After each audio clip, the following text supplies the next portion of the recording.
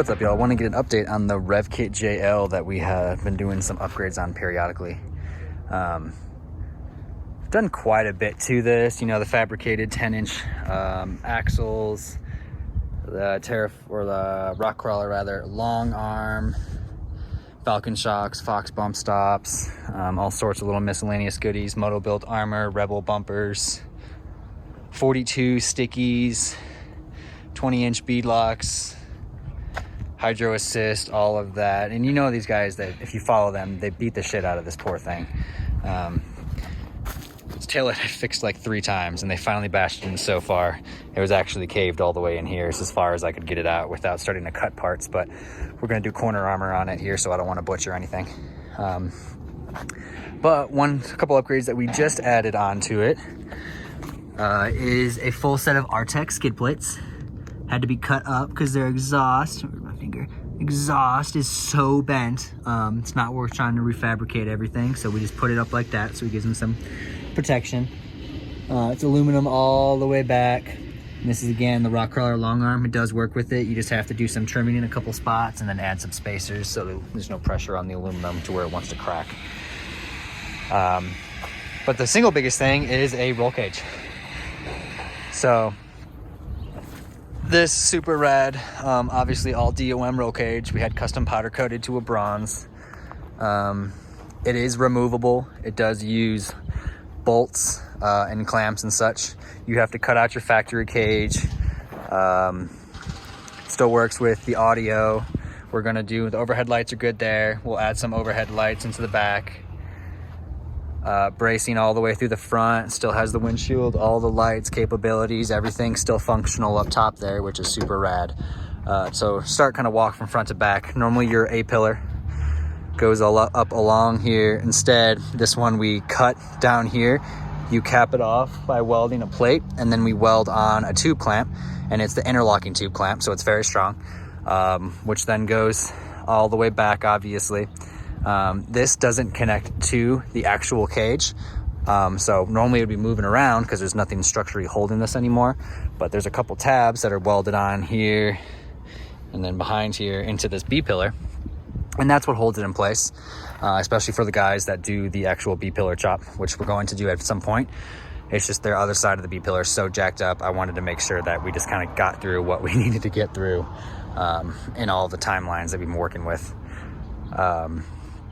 So the B-pillar comes all the way down, goes to the floorboard here, braces into some of the subframing that's actually used on this for your seatbelts and such. Uses an X design, so that means everything meets into one node in the middle, makes it very strong. And then we have C-pillars. Same concept, comes and there's a little plate that bolts down, so it's all reinforced to right here. Back seats are still usable. They just don't use a back seat. So we're actually going to be making custom overlanding style setup for all their tools and everything. And then the D pillar goes back all the way here and uses like a V shape, which cups around a piece and bolts to that. So it's actually fully reinforced all back underneath here. So that adds a ass ton of protection. And even in the aspect, say for example, you go through a heavy enough roll to where it wants to rip off the body parts, the cage itself is so structurally integrated with each other that it's going to hold together. Bracing along the back. Hardtop works, which is one super nice aspect. Soft top can work. You just have to make the brackets. They don't have a soft top, so we didn't do it. And then they got the actual aluminum tray that's back here. They have one of those Tuffy boxes for the back. Power tanks mounted on top. Everything still fits with each other, so that's super rad. Fully braced to each other from C pillar to D pillar and all the way across. Again, cross bracing in the back here. Top, let me see if I can get into a better position to show you the top cage. So front is a style of roll cage that I did many years ago. If you remember on my JK, you do a hoop in the front and actually just send off the two to the corners. That way, a lot of times you want to do a triangulated so it all runs to a point, but the problem with that is headspace on these. If you want to work with a hard top, it makes it very difficult. So when you do it this aspect, you still have good strength, and then you have the strength of the actual triangulation running out. runs to your B pillar cross member, keeps going down. I guess we'll call this a C style. It's the next cross member in the middle, all bent upwards so it clears all the headroom. To back runs to this bar back here. He runs down to the C pillar. These all taper off, so everything runs into another tube of some sort, which is where most of your strength is actually going to come from, which then runs to the back corner to the D pillar. You can get it with the windshield bar. You can get it without the windshield bar. They obviously just opted for putting everything in. And then grab handles. Grab handles would be the only thing that I would change off this kit. These front ones are really invasive. I understand it because it wants to run to where these tubes come from, but I've nailed my head like 5 times getting in and out. So just something to consider if you're one to look at this kit.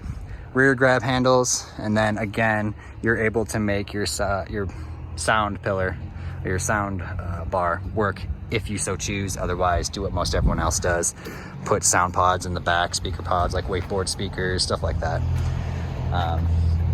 But yeah, just kind of want to get an update on theirs. Their next steps that we're actually already getting parts ordered for is for our winter build on it.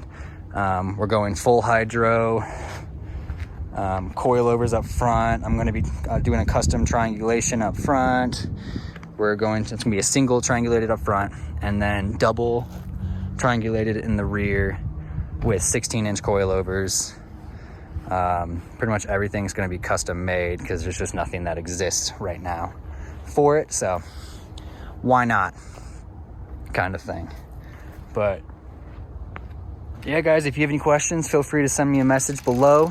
I do my best to get back to them. Obviously, we're slowing down on YouTube because I'm picking up with the shop work.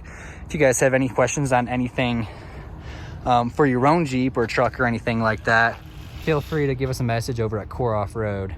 Not Euro Plumbing. I won't help you with that one, but I'll at least help you if you need your truck or Jeep build. So, all right, guys, see you next video.